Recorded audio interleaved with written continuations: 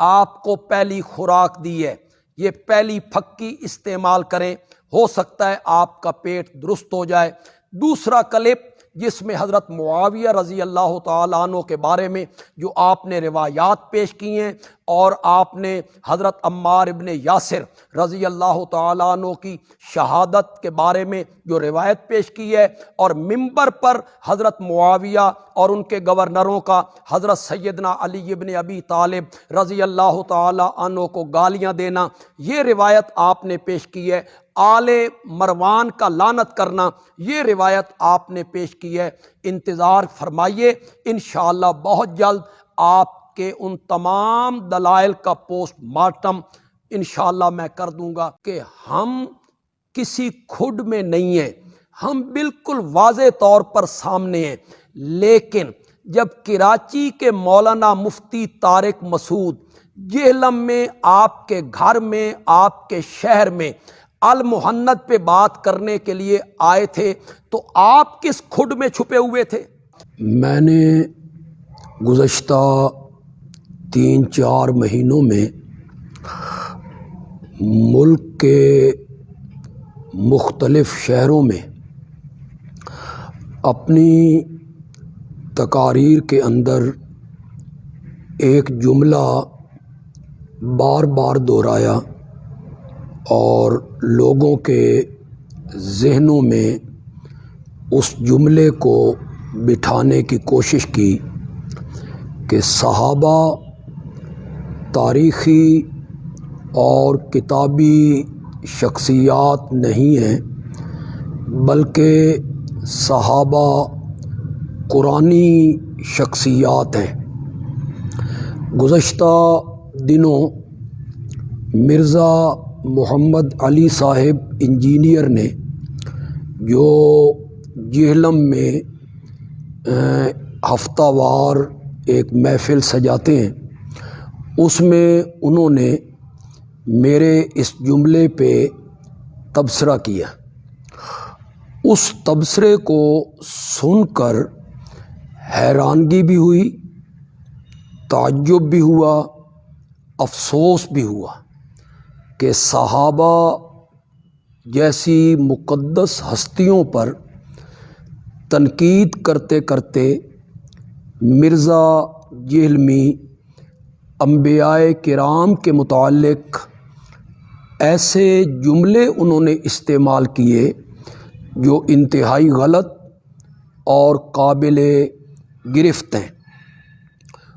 انہوں نے کہا کہ اگر قرآن کو ہی معیار بنانا ہے تو کیا انبیاء کی غلطیاں قرآن میں ذکر نہیں کی گئیں؟ تو اس میں اس نے کچھ انبیاء کا تذکرہ بھی کیا، جس میں حضرت سیدنا آدم علیہ السلام، حضرت سیدنا موسیٰ علیہ السلام، حضرت سیدنا نوح علیہ السلام کا خاص طور پہ اس نے ذکر کیا۔ جو بدبخت انسان انبیاء کے متعلق ایسے جملے استعمال کرتا ہے، ان کی غلطیوں کو شمار کرتا ہے، وہ شخص اگر صحابہ پہ تنقید کرے اور صحابہ کی غلطیاں گنوانا شروع کر دے تو یہ زیادہ باعث تعجب نہیں ہے۔ انبیاء کی علیاذ باللہ غلطیوں کو شمار کرتے کرتے اس نے امام الانبیاء حضرت محمد الرسول اللہ صلی اللہ علیہ وسلم کے بارے میں اس کو بھی اس نے غلطی میں شمار کر دیا کہ بدر کے قیدیوں کے بارے میں جو آپ نے فدیہ لے کر انہیں رہا کر دیا تھا تو اللہ نے اس پر بڑی تنبیہ کی اور عذاب عظیم کا اللہ نے وہاں ذکر کیا۔ وہ آیت جو سورۃ انفال میں ہے، لولا کتاب من اللہ سبق لمسکم فیما اخذتم عذاب عظیم، اس جاہل آدمی کو اس بات کا شاید علم نہیں کہ لولا کس جگہ پہ استعمال ہوتا ہے اور لولا کے استعمال کے بعد اس آیت کا معنی کیا بنتا ہے۔ شاید اس نے سورۃ یوسف نہیں پڑھی اور سورۃ یوسف میں حضرت یوسف علیہ السلام اور زلیخا کا جو واقعہ ذکر کیا گیا شاید اس کو اس نے پڑھا نہیں ہے۔ وہاں ہے وَلَقَدْ ہَمَّتْ بِهِ وَهَمَّ بِهَا لَوْلَا أَن رَّأَىٰ بُرْهَانَ رَبِّهِ، تو یہاں لولا نے کیا معنی دیا ہے اس پر توجہ کرنے کی ضرورت ہے۔ مرزا انجینئر صاحب نے حضرت آدم علیہ السلام کا گناہ اور ان کی غلطی گنوائی کہ جنت میں ان کے کپڑے اتروا دیے گئے۔ اس شخص کو اتنا بھی علم نہیں کہ قرآن مقدس میں اللہ رب العزت نے جب اس واقعہ کو ذکر کیا تو فرمایا فَنَاسِيَ وَلَمْ نَجِدْ لَهُ عَزْمًا، آدم بھول گئے تھے اور ہم نے اپنی نافرمانی پر آدم کا عزم اور آدم کا ارادہ نہیں پایا۔ نسیان اور گناہ، نسیان اور غلطی، اس کے درمیان جو ایک فرق ہے مرزا صاحب نے اس فرق کو ملحوظ خاطر نہیں رکھا۔ حضرت موسیٰ علیہ السلام کے متعلق کہ انہوں نے ایک شخص کو مکہ مارا اور وہ شخص مر گیا، اسے بھی حضرت موسیٰ کی غلطی میں انہوں نے شمار کر دیا اور اسے بطور دلیل پیش کیا، حالانکہ ایک ادنا فہم اور علم رکھنے والا شخص وہ بھی جانتا ہے کہ گناہ قصدن ہوتا ہے، ارادتاً ہوتا ہے۔ قصدن اور ارادتاً ایک کام کیا جائے تو وہ اللہ کی نافرمانی میں شامل ہوتا ہے، اور اگر کسی کام میں قصد اور ارادے کا دخل نہ ہو تو اسے گناہ اور غلطی شمار نہیں کیا جاتا۔ یہاں حضرت موسیٰ علیہ السلام کا یہ عمل ہے اور یہ جو ان کا فعل ہے یہ قصدن اور ارادتاً نہیں ہے۔ بھلا کبھی ایک مکے سے بھی کوئی بندہ مر جاتا ہے؟ چنانچہ مرزا جہلمی نے اس پر جو تیسری دلیل پیش کی وہ حضرت نوح علیہ السلام سے انہوں نے پیش کی کہ حضرت نوح علیہ السلام نے اپنے مشرک بیٹے کے لیے دعا کی تھی اور اللہ نے اس پر ان کو تنبیہ کی، اور یہ حضرت نوح علیہ السلام کی غلطی ہے، اسے بھی ان کی غلطی میں شمار کیا ہے۔ حالانکہ حضرت نوح علیہ السلام نے بیٹے کے بارے میں جو سوال کیا تھا وہ اس وعدے کے مطابق کیا تھا جو وعدہ اللہ نے ان سے کیا تھا، اور فرمایا تھا کل نحمل فیہا من کل زوجین اثنین و اہلک، اس کشتی میں ہر چیز کا ایک ایک جوڑا اور اپنے اہل کو سوار کر لیں۔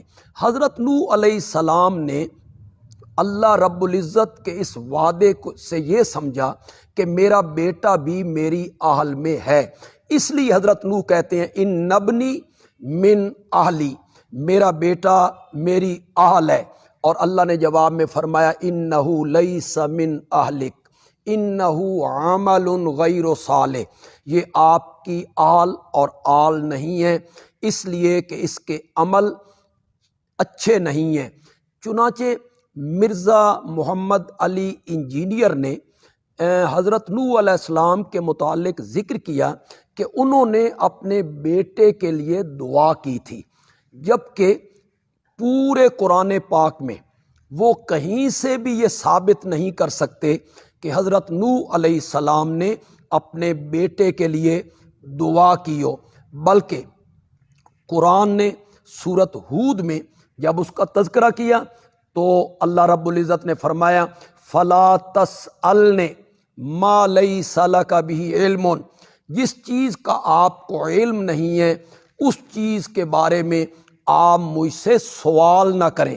یہ حضرت نوح کی دعا نہیں تھی بلکہ یہ حضرت نوح کا سوال تھا اس وعدے کے لیے جو وعدہ اللہ رب العزت نے کیا تھا کہ اس کشتی میں ہر چیز کا ایک ایک جوڑا اور اپنے اہل کو سوار کر لیں۔ یہ مرزا انجینئر نے انبیاء کے جتنے واقعات کو یہاں ذکر کیا ہے، یہ ان کی جہالت، قرآن سے دوری، ناسمجھی یا ان کی حماقت کا ثبوت ہے۔ یہ گناہ نہیں ہے، میں نے اس کی وضاحت کر دی ہے۔ چنانچہ صحابہ کرام پر تنقید کرتے کرتے اس کا نتیجہ یہ نکلا کہ مرزا جہلمی انبیاء کی معصومیت پر بھی ہاتھ ڈالنے لگے اور ان کی غلطیاں قرآن سے گنوانے لگے۔ چنانچہ میں نے جب بات کی تھی کہ مرزا قادیان اصحاب پیمبر جو ہیں یہ قرآنی شخصیات ہیں، یہ کتابی اور تاریخی شخصیات نہیں ہیں، تو اس کے جواب میں مرزا انجینئر نے کیا کہا اپنے بیان میں؟ کہنے لگے کہ میرے متعلق کہا کہ وہ کہتا ہے کہ وہ تاریخی شخصیات نہیں ہیں بلکہ وہ قرآنی شخصیات ہیں۔ میں اسے کہتا ہوں کہ ہماری باتوں کو تاریخ کے کھاتے میں نہ ڈالو، بلکہ میں اس پر حدیث پیش کروں گا۔ یہ مرزا نے جو حدیثیں پیش کی ہیں نا، میں دوسرے کلپ میں انشاءاللہ اس کا جواب دوں گا۔ آج میں پہلی خوراک ان کو دے رہا ہوں، اللہ کرے اس خوراک سے ان کا پیٹ صاف ہو جائے، مزید میں خوراکیں اس کے بعد انہیں دوں گا۔ جو حدیثیں وہ پیش کر رہے ہیں جس سے وہ معاویہ پر تنقید کا دروازہ کھولنا چاہتے ہیں، اس کا جواب میں دوسرے کلپ میں انشاءاللہ دوں گا، آپ اس کا انتظار کریں۔ مرزا کہتا ہے صحابہ کرام جو قرآنی شخصیات ہیں، کون سے اصحاب قرآنی شخصیات ہیں؟ آپ جن لوگوں کا دفاع کر رہے ہیں، مثلا میں جن لوگوں کا دفاع کر رہا ہوں، حضرت سیدنا معاویہ ہیں، حضرت سیدنا مغیرہ بن شعبہ ہیں، حضرت سیدنا عمر بن العاص ہیں رضی اللہ تعالی عنہ۔ کہتا ہے آپ جن صحابہ کا دفاع کر رہے ہیں ان کے نام تو قرآن میں آئے ہی نہیں ہیں۔ قرآن میں تو حضور کے ساتھیوں کی 3 کیٹاگریوں کا ذکر کیا گیا ہے۔ یہ مرزا انجینئر نے اپنے بیان میں کہا۔ میں اس کے جواب میں مرزا صاحب سے یہ کہنا چاہوں گا کہ چلیے ہم نے 1 منٹ کے لیے مان لیا، اور یہ ماننا کیا ہے، حقیقت بھی یہی ہے کہ قرآن میں حضرت سیدنا معاویہ کا نام ذکر نہیں ہے، قرآن میں حضرت سیدنا عمر بن العاص کا نام ذکر نہیں ہے، قرآن نے مغیرہ بن شعبہ کا نام ذکر نہیں کیا، لیکن کیا اس قرآن میں حضرت سیدنا علی ابن ابی طالب رضی اللہ تعالیٰ عنہ، کیا اس قرآن میں حسنین کریمین رضی اللہ تعالیٰ عنہما، کیا اس قرآن میں ان کا نام ذکر ہے؟ اللہ کے بندے 1 لاکھ سے زائد صحابہ ہوئے جن میں عشرہ مبشرہ بھی ہیں، اصحاب بدر بھی ہیں، اصحاب رضوان بھی ہیں، فتح مکہ کے دن جو میرے نبی کے ساتھ تھے وہ صحابہ بھی ہیں۔ کسی صحابی کا نام قرآن میں ذکر نہیں ہے، صرف حضرت زید ابن حارثہ رضی اللہ تعالی عنہ ان کا نام قرآن میں ذکر ہے۔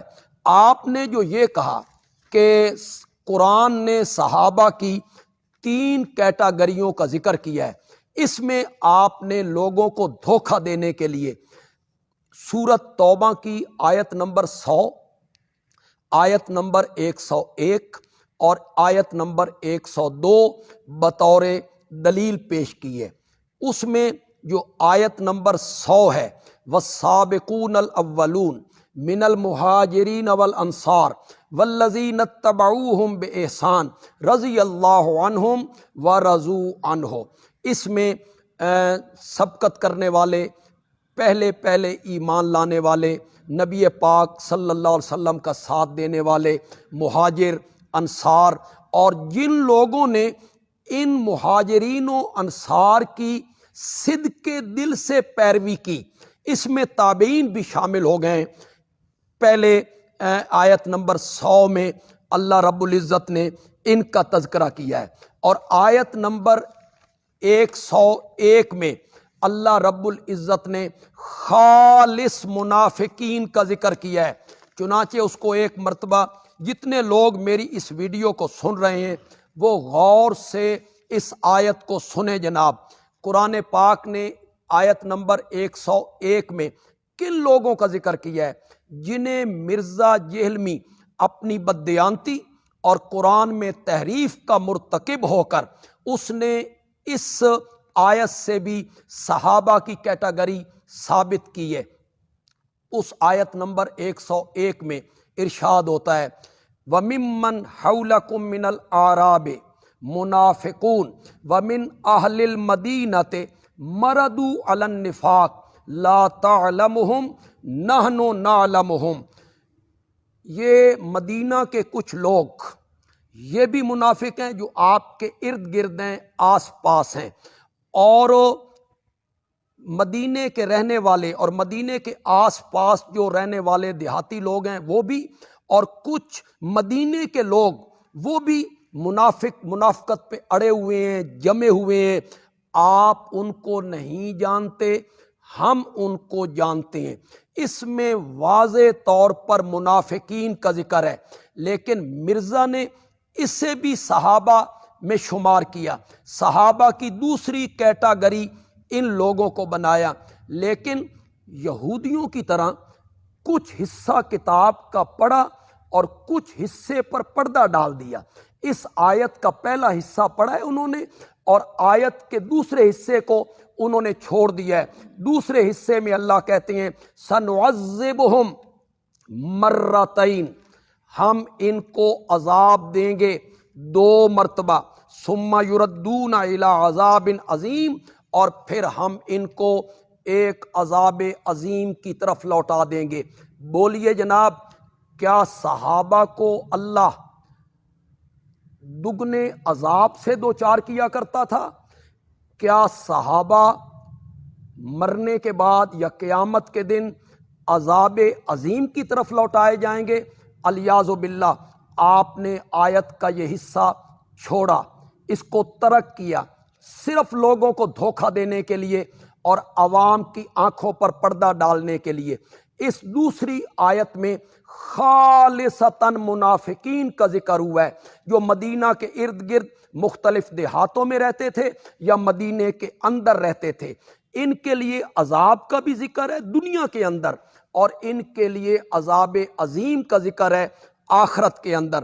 چنانچہ اس سلسلے میں جو تیسری جماعت جس کو آپ نے تیسری کیٹیگری بنایا اور آپ نے اس میں اپنے طور پر تفسیر کرتے ہوئے آپ نے کیا کہا، اس کو میں ذکر کرتا ہوں۔ وہ تیسرے کون ہیں جی؟ وَآخَرُونَ اعْتَرَفُوا بِذُنُوبِهِمْ، اور کچھ اور ہیں جنہوں نے اپنے گناہوں کا اعتراف کر لیا۔ خَلَطُوا عَمَلًا، انہوں نے ملے جلے عمل اور کام کیے، صالحاً عملاً صالحاً وآخر سیئاً، کچھ عمل انہوں نے اچھے کیے اور کچھ عمل انہوں نے برے کیے۔ عسى اللہ، قریب ہے کہ اللہ ان کی توبہ قبول کر لے، بے شک اللہ بخشنے والے مہربان ہیں۔ یہ آیت نمبر 102 ہے جی، جس کو مرزا صاحب نے اصحاب پیغمبر کی تیسری کیٹیگری بنایا، اور اس میں انہوں نے کہا کہ میں یہ جملے بولے ہیں انہوں نے کہ میں سمجھتا ہوں کہ معاویہ، عمر ابن العاص اور مغیرہ بن شعبہ اس تیسری کیٹیگری میں شامل ہوتے ہیں۔ میں مرزا انجینئر سے اور مرزا انجینئر کے جتنے ساتھی ہیں یا اس کی تعریفیں کرنے والے ہیں یا اس کے علم کے قائل ہیں، میں سب کو چیلنج کرتا ہوں کہ تمام مفسرین جتنی تفسیریں آج تک لکھی گئی ہیں ان میں سے کوئی معتبر اور مستند تفسیر 3 تفسیریں آپ پیش کر دیں، معتبر بھی ہوں مستند بھی ہوں، جنہوں نے یہ لکھا ہو کہ آیت نمبر 102 سے معاویہ، مغیرہ، عمر ابن العاص ثابت ہو رہے ہیں اور یہ مراد ہیں۔ اور اگر یہ نہیں ہے تو آپ بار بار اپنی محفلوں میں بڑے دھڑلے سے یہ بات کہتے ہیں میں کسی بابے کو نہیں مانتا، بابے کوئی شے نہیں ہے۔ آپ بابوں کو مانتے نہیں ہیں اور اپنی رائے مسلط کرنا چاہتے ہیں کہ میں یوں کہتا ہوں یا میرا یہ خیال ہے۔ اگر بابوں کی بات معتبر نہیں ہے تو بابوں کے مقابلے میں آپ کی کیا حیثیت ہے؟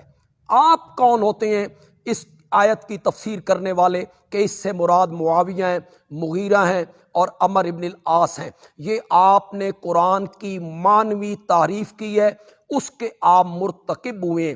آئیے میں آپ کو بتاتا ہوں، تفسیر کی کتابیں اٹھا لیجئے، جتنے مفسرین ہوئے تقریباً اکثر مفسرین نے اس آیت نمبر 102 سے وہ صحابہ مراد لیے ہیں جو بغیر کسی عذر کے غزوہ تبوک میں شریک نہیں ہو سکے تھے، اور جب نبی اکرم صلی اللہ علیہ وسلم واپس تشریف لائے تو انہوں نے اپنی غلطی کا اعتراف کرتے ہوئے اپنے آپ کو مسجد نبوی کے ستونوں سے باندھ دیا تھا کہ ہماری معافی کا اعلان ہو اور نبی اکرم صلی اللہ علیہ وسلم ہمیں اپنے ہاتھ مبارک سے ہماری رسیاں کھولیں اور ہمیں آزاد کریں۔ یہ صحابہ مراد ہیں، ان کی توبہ قبول ہو گئی، چند دنوں کے بعد ہی ان کی توبہ اللہ رب العزت نے قبول فرما لی اور انہیں میرے آقا نے اپنے ہاتھوں سے کھول دیا تھا۔ یہ ہیں وہ صحابہ۔ اور یہ جو ہے خلطوا عملا صالحا و آخر سیئا، عملا صالحا سے مراد ہے ان کا ایمان لانا، عملا صالحا سے مراد ہے ان کا میرے نبی کے پیچھے نماز پڑھنا، عملا صالحا سے مراد ہے ان کا بدر، اود، خندق میں شامل ہونا، و آخر سیئا سے مراد ہے غزوہ تبوک سے بلا عذر ان کا پیچھے رہ جانا۔ یہ تفسیر کی ہے تمام مفسرین نے، اور آپ نے مفسرین سے ہٹ کر اپنے خیال کا اظہار کیا کہ اس سے مراد معاویہ ہیں، خلطوا عملا صالحا و آخر سیئا، کہ اس سے یہ لوگ مراد ہیں۔ آپ کوئی سے 3 مفسر پوری صدیوں میں ان سے کوئی مستند قول آپ پیش کریں، یہ میرا آپ پر قرض ہے۔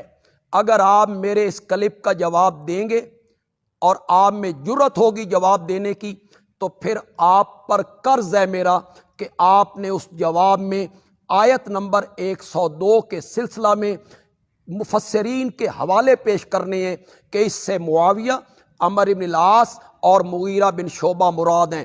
اور اگر آپ میں یہ جرأت نہ ہو اور آپ یہ نہ کر سکیں تو پھر اپنے اللہ کے حضور معافی مانگیں کہ آپ نے اصحاب پیغمبر کے متعلق ایک بہت بڑی بات کی ہے اور آپ نے بہتان باندھا ہے۔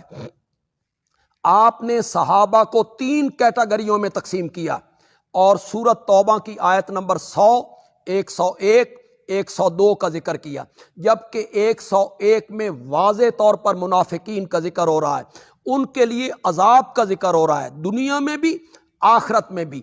آئیے میں آپ کو بتاتا ہوں، قرآن نے صحابہ کی 2 کیٹیگریوں کا ذکر کیا ہے۔ سورۃ حدید ہے، 27واں پارہ ہے، سورۃ حدید کی آیت نمبر 10 ہے۔ کھولیے نہ اسے، کبھی قرآن کے اس حصے کو بھی کھولیے گا اور اسے بھی لوگوں کے سامنے پیش کیجئے گا۔ قرآن نے صحابہ کی 2 کیٹیگریوں کا ذکر کیا ہے، فتح مکہ سے پہلے ایمان لانے والے اور فتح مکہ کے بعد ایمان لانے والے، فتح مکہ سے پہلے جہاد کرنے والے اور فتح مکہ کے بعد جہاد کرنے والے، فتح مکہ سے پہلے مال خرچ کرنے والے اور فتح مکہ کے بعد مال خرچ کرنے والے۔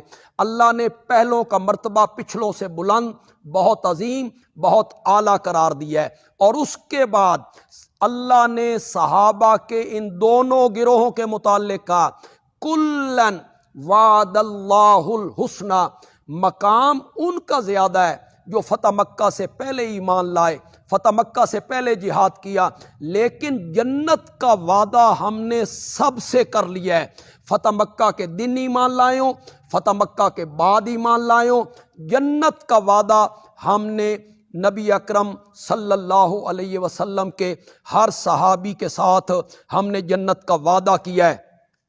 چنانچہ ایک بات جو آپ نے کہی رضی اللہ عنہم ورضوا عنہ کے سلسلہ میں، آپ نے اس میں بھی بددیانتی سے کام لیا، لوگوں کو آپ نے دھوکہ دیا اور لوگوں کی آنکھوں میں دھول جھونکی ہے۔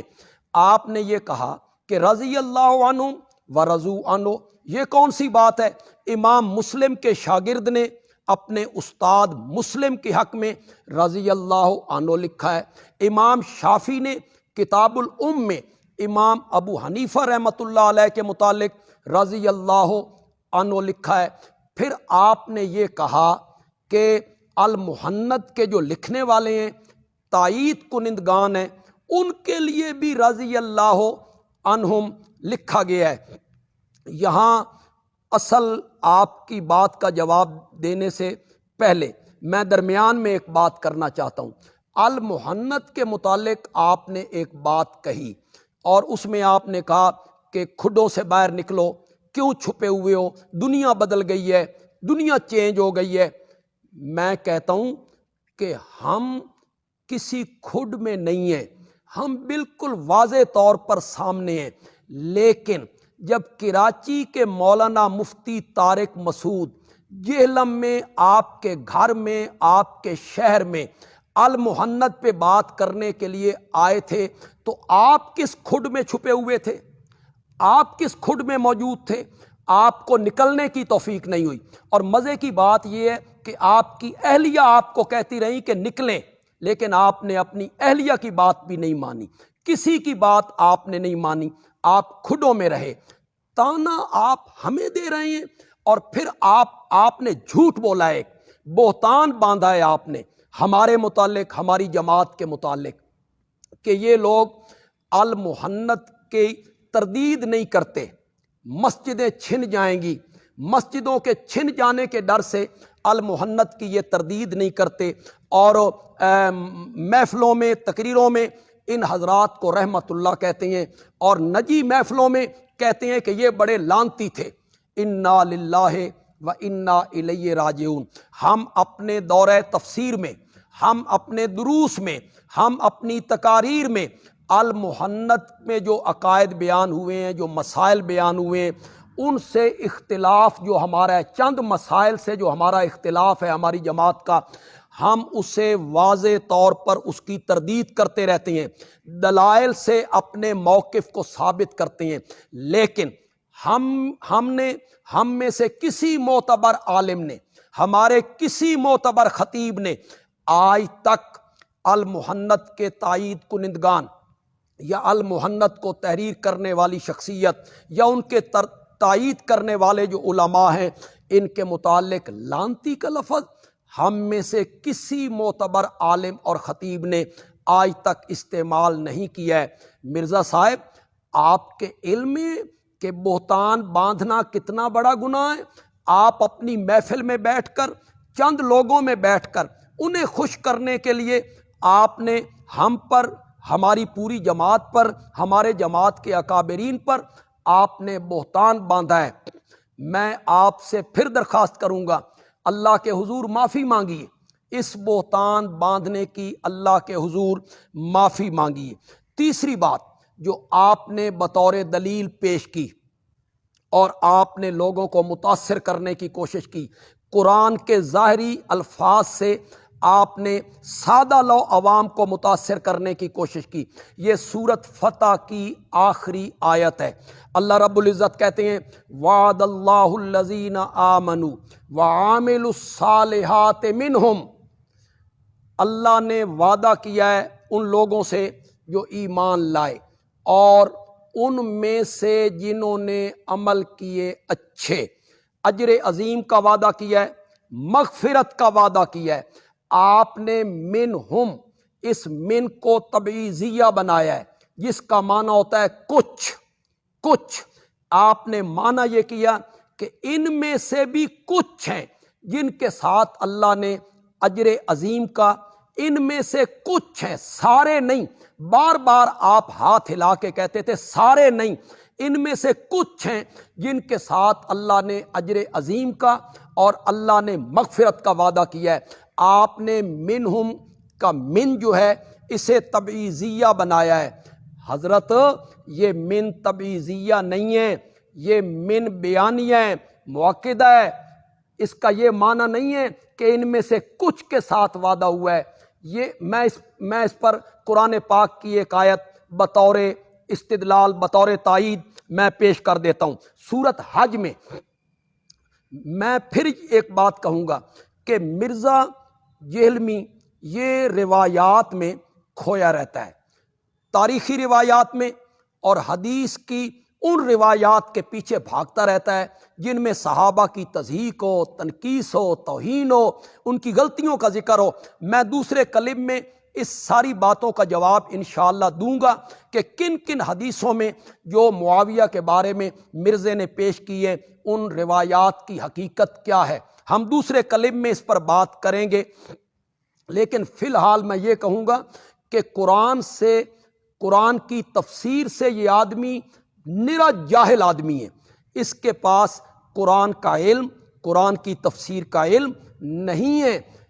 یہ میں نے جو بطور تائید اس پر ایک آیت پیش کرنے لگا ہوں، فَاجْتَنِبُوا الرِّجْسَ مِنَ الْأَوْثَانِ، یہاں من کون سا ہے جی؟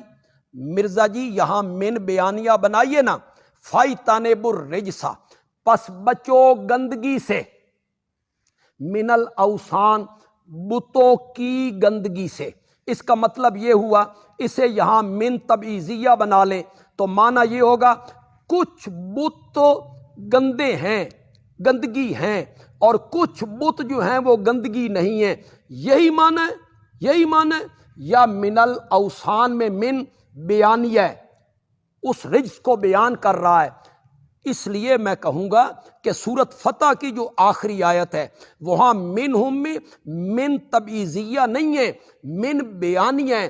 یہ معنی نہیں ہے کہ کچھ صحابہ ان کے ساتھ مغفرت کا وعدہ ہوا ہے، کچھ صحابہ کے ساتھ مغفرت کا وعدہ نہیں ہوا، کچھ صحابہ کے ساتھ اجر عظیم کا وعدہ ہوا، کچھ کے ساتھ وعدہ نہیں ہوا۔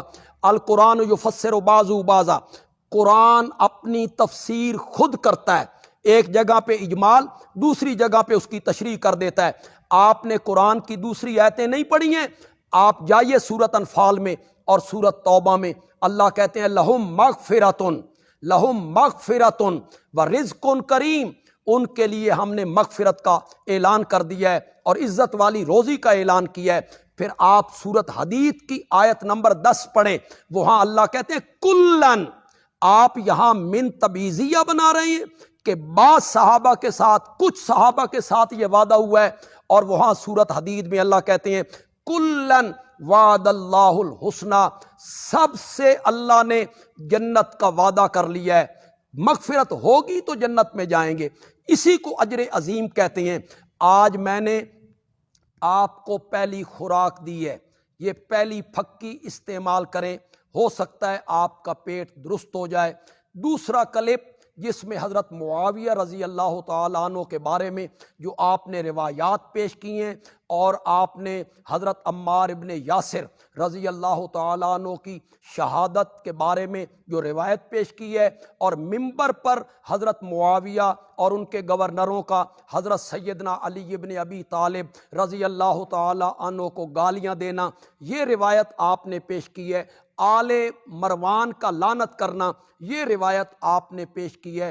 انتظار فرمائیے، انشاءاللہ بہت جلد آپ کے ان تمام دلائل کا پوسٹ مارٹم انشاءاللہ میں کر دوں گا۔ وما علینا الا البلاغ المبین۔